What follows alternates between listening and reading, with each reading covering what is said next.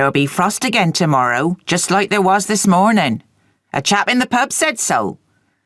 Libby's Uncle Dennis had announced the previous evening at the family table. They're a mine of information, these men you keep meeting in pubs, muttered Mrs. Hancock, setting down the teapot with unnecessary force. Libby had hastened to head off family acrimony. The frost had turned everything white this morning, just like a snowfall. Mopping up this piece of information as easily as he was mopping up gravy with a lump of bread, Uncle Dennis had flowed on, "That'll have given the bookies a nasty turn. Every year, you know, people put bets on it snowing for Christmas." He stirred his tea noisily and added as a generous afterthought, "But nasty for you, Lib, driving on those country roads." "I'm better off in the van than the people who have the town walks and deliver on foot," Libby had said, hoping that by replying she would stop him clattering his spoon against his teacup. Uncle Dennis, as usual, rolled over her comment. His conversations were always conducted for his own benefit. "Yes, the bookies will get a fright, no mistake," he chortled, slurping up tea at the same time, so that he had to put the cup down, coughing. The tips of his moustache, which had been trapped, trickled moisture, and he looked more than usually like a walrus on an ice floe.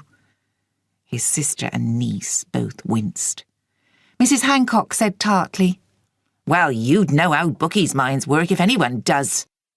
In a different voice she added, "You'll have to wrap up warm, Libby, if it does keep cold like this. I wish you had a job indoors all the time.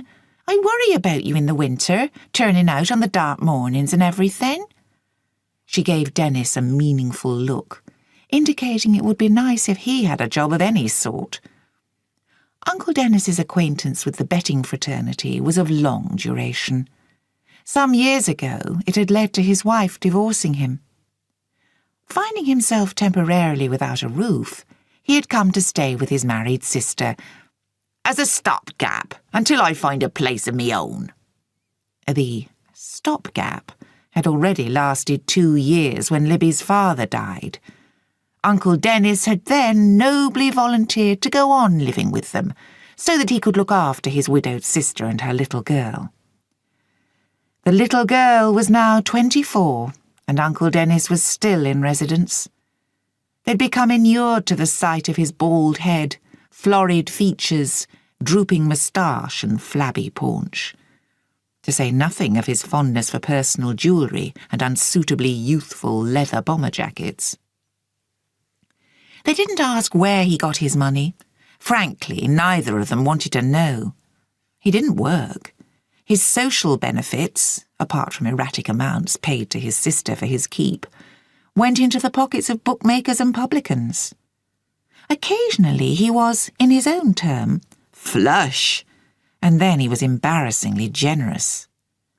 Nags romping home first past the post would account for this, of course, but somehow Libby didn't think so.